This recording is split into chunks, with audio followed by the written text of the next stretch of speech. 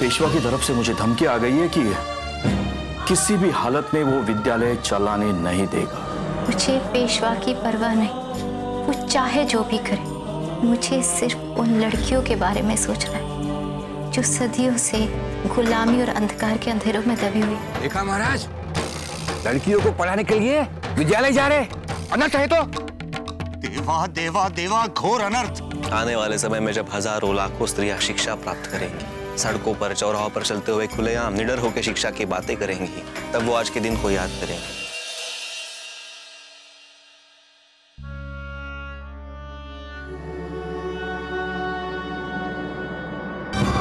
मैं जानती हूँ आत्महत्या करना पाप है और आत्महत्या करने वाले को नरक में जाना होता है, लेकिन सच कहूँ तो इस दुनिया में स्त्री के लिए नरक ही है।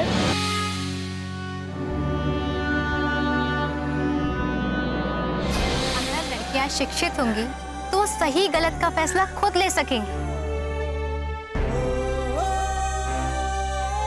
अगर लड़कियां खुद फैसला लेने लगी तो घर की रोटियां कौन बनाएगा?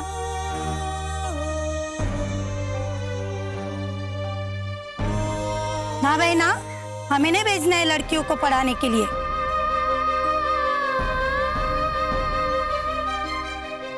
चलो भाई चलो। अरे सुनिए, हमारी बात तो सुनिए।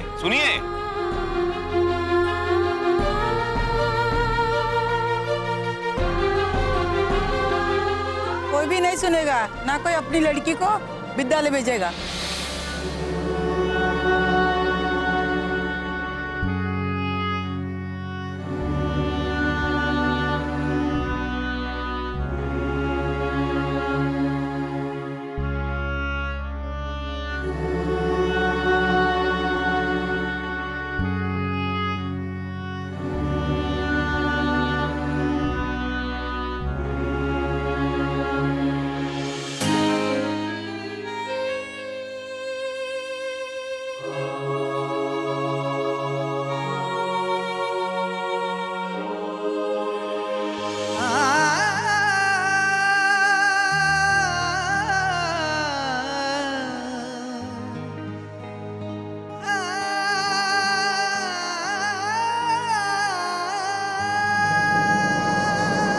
चिंता मत कीजिए, कोई ना कोई रास्ता निकलेगा।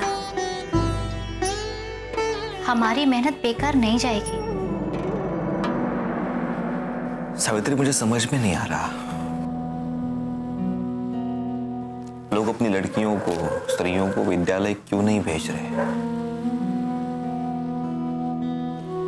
क्यों उनको नहीं सिखाना चाहते?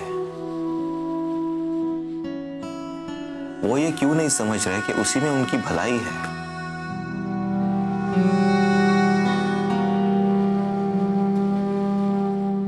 सावित्री, पानी जब तक बहता रहता है तब तक वो स्वच्छ रहता है। इसलिए हमारे समाज को भी बहता रहना होगा, सीखना होगा, स्त्रियों को शिक्षित होना होगा। क्यों नहीं समझ रहे ये लोग?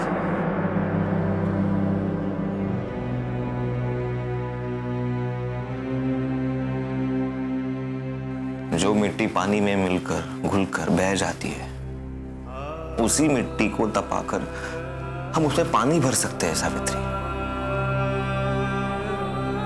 हम इंसान भी तो मिट्टी के बने हैं। शिक्षा के अग्नि में तप कर अगर हम तप कर ले तो हम भी ज्ञानी हो सकते हैं, इस जीवन का कुछ सार्थक हो जाएगा। क्यों नहीं समझ रहे लोग?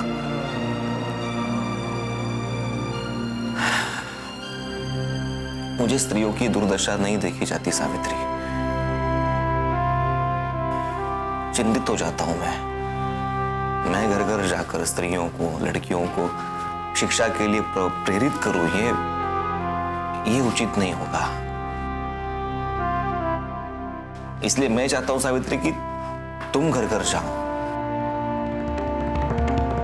लड़कियों को शिक्षा प्राप्त करने के लिए बुलाओ, उन्हें विद्यालय ले आओ। सावित्री, मैंने तुम्हें पढ़ा लिखा कर, शिक्षा देकर ज्ञान का एक दिया जलाया है। अब इस एक दिए को शिक्षा के लाखों दिए में बदलना होगा।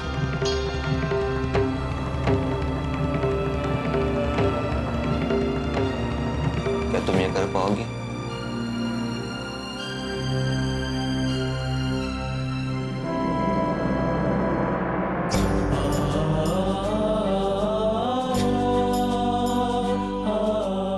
बिल्कुल चिंता मत कीजिए, क्रांति की ज्योति आपने जलाई है, कभी नहीं बुझेगी।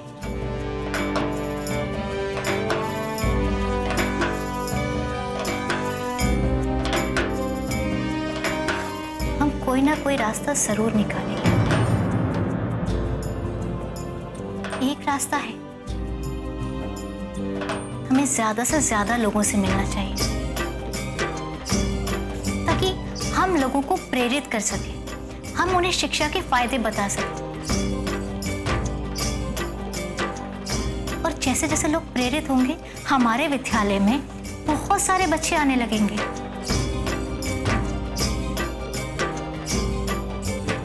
ठीक है सावित्री,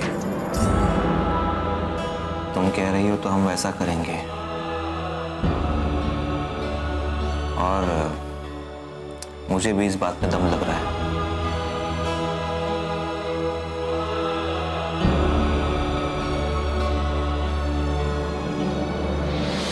कहने को तो ये नारी को सम्मान देने वाला धर्म है, लेकिन हमारे लोगों के दिखाने के दांत अलग है और खाने के दांत अलग है। हमारे लोग, हमारे विद्वान जब विदेशों में सेमिनार में जाते हैं तो यही मनुस्मृति का श्लोक पढ़ाते हैं और बताते हैं, देखिए हम हमारे देश में नारियों का कितना सम्मान करते हैं। ये हमारा धर्म है, ये हमारी कितनी महान संस्कृति है, हम नारी की कितनी इज्जत करते हैं। और यही लोग जब अपने घर में लौटते हैं और फिर मनुस्मृति का वही श्लोक पढ़ाते हैं। नमस्ते काकी। नमस्ते, बैठो।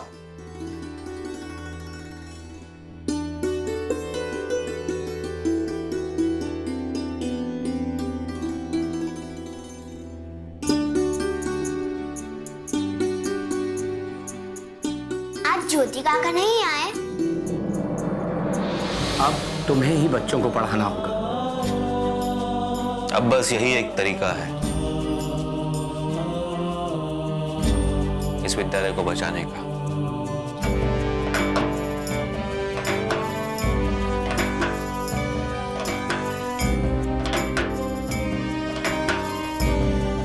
स्त्रियों को शिक्षित करने के लिए जो भी जरूरी होगा वो मैं करूंगी, मगर पेशवा को जीतने नहीं दूंगी। कल से स्त्रियों को शिक्षित करने का ये युद्ध मैं ही लड़ूंगी। नहीं, आज से मैं ही तुम्हें पढ़ाऊंगी। तब तो बहुत अच्छा होगा। क्यों? क्या सेठ जी तुम्हें अच्छी तरह नहीं पढ़ाते थे? नहीं, वो तो हमें बहुत अच्छा पढ़ाते थे और हमें अच्छी अच्छी कहानियां भी सुनाते हैं, लेकिन वो तो कहते हैं आपको उनसे भी अच्छी अच्छी कहानियां आती है। ये तो उनकी आदत है लोगों की बड़ाई करने की। अच्छा मुझे ये बताओ कि वो तुम्हें कैसे पढ़ाते थे?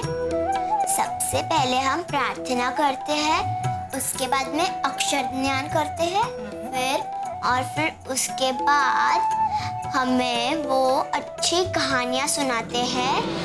तो बच्चों, आज हमने छत्रपति शिवाजी महाराज की कहानी सुनी। अब मुझे बताइए, शिवाजी महान क्यों थे? क्योंकि वह राजा थे। क्योंकि वो एक वीर राजा थे, वो किसी से भी डरते नहीं थे। केवल वीर होने से कोई महान नहीं बनता। कई बार बुरे इंसान भी बहुत वीर होते हैं, लेकिन वो महान नहीं होते। शिवाजी महान इसलिए थे क्योंकि वो राजा होने के बावजूद अपने प्रजा का ख्याल अपने परिवार की तरह रखते थे। और फिर उसके बाद छुट्टी। तो ठीक है, हम भी आज सबसे पहले प्रार्थना करेंगे। ठीक है। ठीक है। लेकिन सुमिति नहीं आई। वो शायद आज से नहीं आएगी। क्यों? आज से मेरी कोई भी सहेली नहीं होगी। क्यों नहीं होगी? तुम्हारी बहुत सारी सहेलियां होंगी। और अभी हम पहले प्रार्थना करेंगे।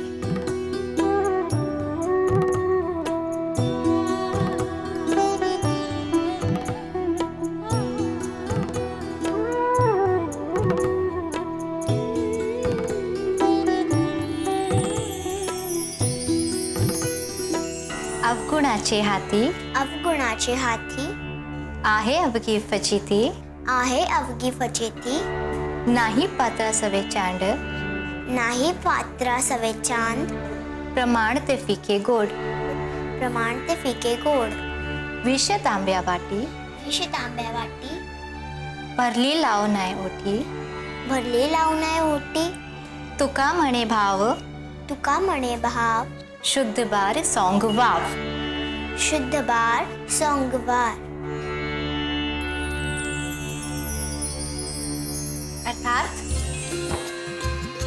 अर्थात हमें अपने अवगुणों को दूर करने की कोशिश करनी चाहिए। अर्थात हमें अपने अवगुणों को दूर करने की कोशिश करनी चाहिए। और वो अवगुण कैसे मिटते हैं? वो अवगुण सिर्फ शिक्षा से मिटते हैं। वो अवगुण सिर्फ शिक्षा से मिलती है। चलो, तो अभी हम क्या करेंगे? सबसे पहले पढ़ाई करेंगे। तो बैठो।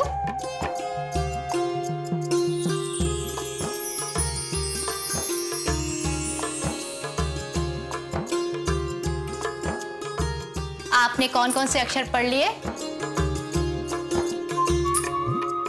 लिख के बताइए।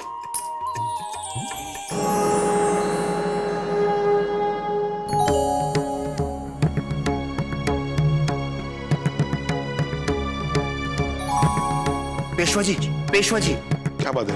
क्या हो गया? जल्दी कुछ कीजिए वरना बहुत देर हो जाएगी। किस बात के लिए देर हो जाएगी? बस यही मत पूछिए, कहते हुए जिह्वा कटती है। विठल, शांत हो जाओ और सब कुछ बताओ, क्या हुआ है? वो सावित्री। अब उसने क्या किया? अब उस ज्योति के स्थान पर वो सावित्री विद्यालय पढ़ाने जा रही है।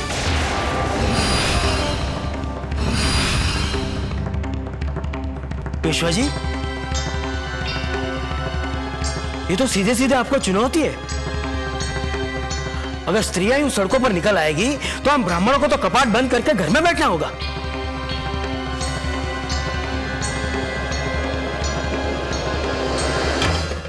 अब पानी सर से ऊपर चढ़ चुका है। हमें पूरी शक्ति से उस सावित्री को रोकना होगा। पर कैसे?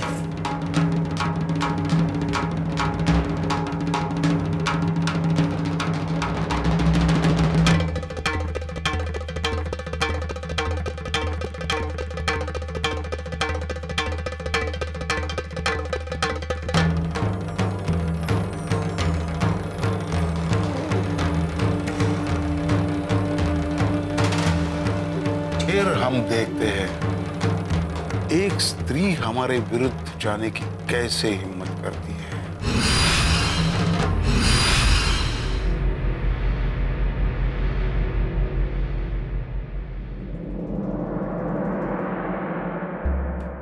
सुमति, तुम यहाँ? बाबा ने कहा कि आपके साथ ही विद्यालय जाओ।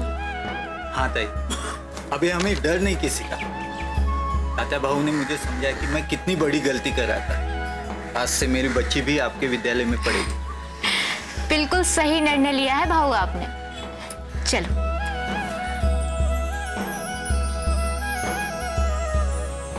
बुधिया की माँ, तुम मेरे लिए देवी हो सावित्री। सच, तुम्हारी वजह से मेरी बेटी की जिंदगी बची है, नहीं तो मैंने उम्मीद ही छोड़ दी थी। इसका मतलब किताब में लिखी औषधि काम कर गई।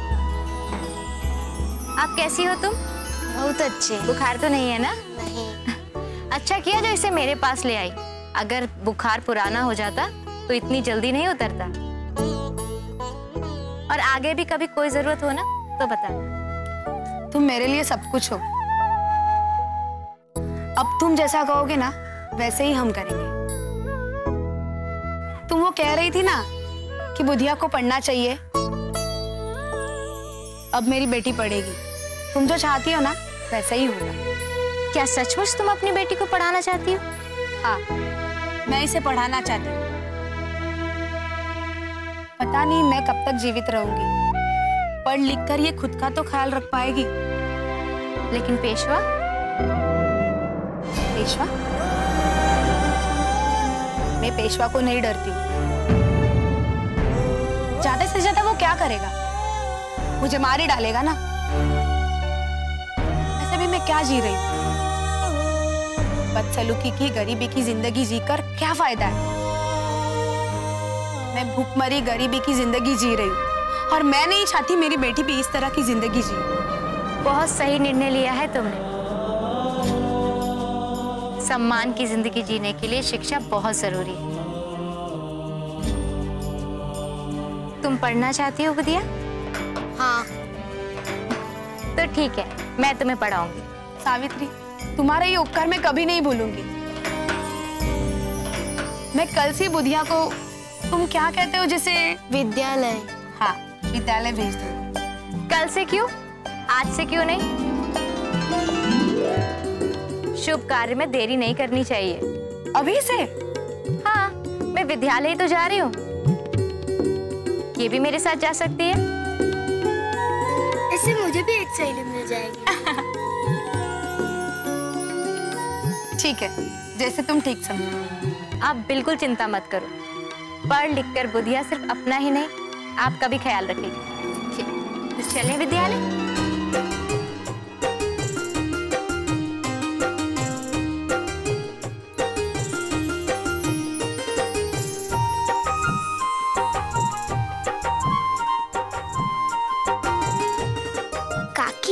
आज हम क्या करेंगे? विद्यालय में खेलेंगे? आज हम सबसे पहले पढ़ाई करेंगे, पहले वर्णमाला पूरी करेंगे, फिर मैं तुम सब लोगों को कहानी सुनाऊंगी और फिर उसके बाद खेलेंगे। कहानी? तब तो बहुत मजा आएगा। हाँ, और उससे तुम्हें बहुत सारी बातें सीखने को मिलेंगी। मगर एक बात हमेशा याद रखना कि अच्छे कार्य में बहुत सारी बाधाएं आती हैं।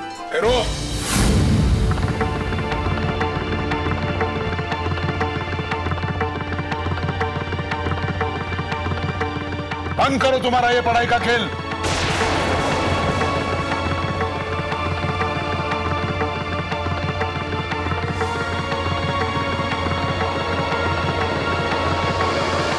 क्या मैं पूछ सकती हूँ कि ऐसा किस लिए? वो इसलिए क्योंकि ये आदेश पेशवा जी महाराज का है।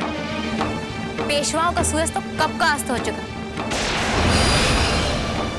शायद आप भूल रहे हैं कि अब हिंदुस्तान में पेशवाओं का नहीं बल्कि अंग्रेजों का राज है। हे स्त्री, धर्म से डर। अपने जीवन से नहीं तो कम से कम आने वाले कल से तो डर, इस पल से डर।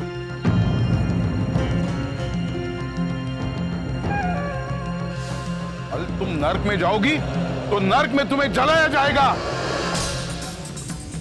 हमारे जीवन को तो आपने इस धरती पर ही नर्क बना दिया है।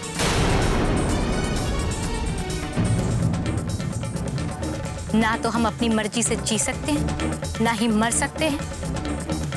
हमें तो शिक्षा प्राप्त करने का भी अधिकार नहीं।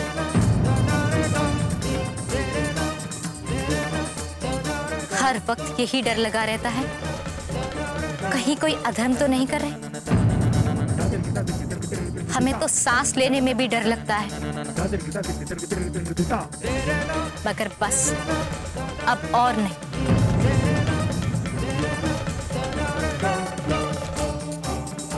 अब हमारे हाथों में शिक्षा रूपी हथियार है और हम डरेंगे नहीं बल्कि पूरी हिम्मत के साथ आपका सामना करेंगे।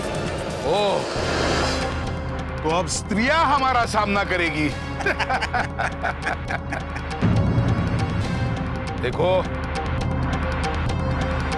अगर कल सूर्यास्त तक तुम्हारा ये प्रयास बंद नहीं हुआ तो तुम सदा के लिए अस्त हो जाओगी।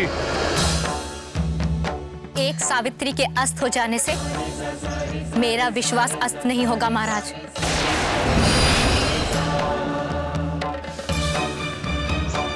आखिर शिक्षा प्राप्त करना कोई अपराध तो नहीं? कल तक इसका पति हमें ज्ञान दे रहा था, आज ये हमें सिखा रही है। पेशवा जी महाराज को ललकार रही हो? ये ललकार मेरी नहीं बल्कि आने वाले कल की आहट है। आप चाहे जो कर लीजिए महाराज, मगर हमारे कदम पीछे हटने वाले नहीं। चलो बच्चों। देखते क्या हो, रोको ही नहीं। नहीं महाराज, ये बुधिया, ये तो अछूत की लड़की है। हमें तो इसकी परछाई से भी दूर रहना चाहिए। नहीं महाराज, हम इन्हें छू भी नहीं सकते।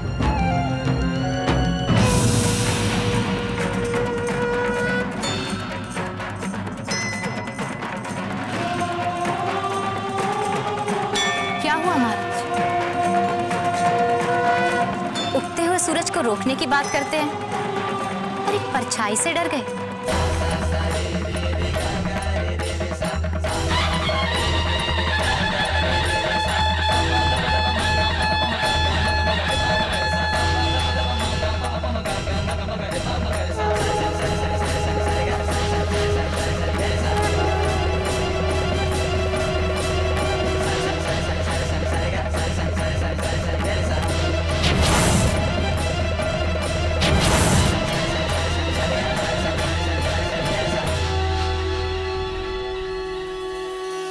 ब्राह्मण तुम्हें रोकने की कोशिश करेंगे, ये बात तो मुझे पता थी सावित्री, पर खुद पेशवा तुम्हें रोकने आएगा, इस बात की कल्पना नहीं थी मुझे। इसका मतलब यह है कि बुरी तरह डरे हुए हैं। उन्हें एहसास हो गया है कि बहुत जल्द उनका ये युग समाप्त होने वाला है। जल के प्रवाह को कौन रोक पाया पंडित? पर इन छोटे मोटे कंगरों से कुछ फर्क नहीं पड़ता। समुद्र हो या नदी, साम दाम दंड भेद, हमें जो करना है वो करेंगे, परंतु उस स्त्री को आज रोकेंगे।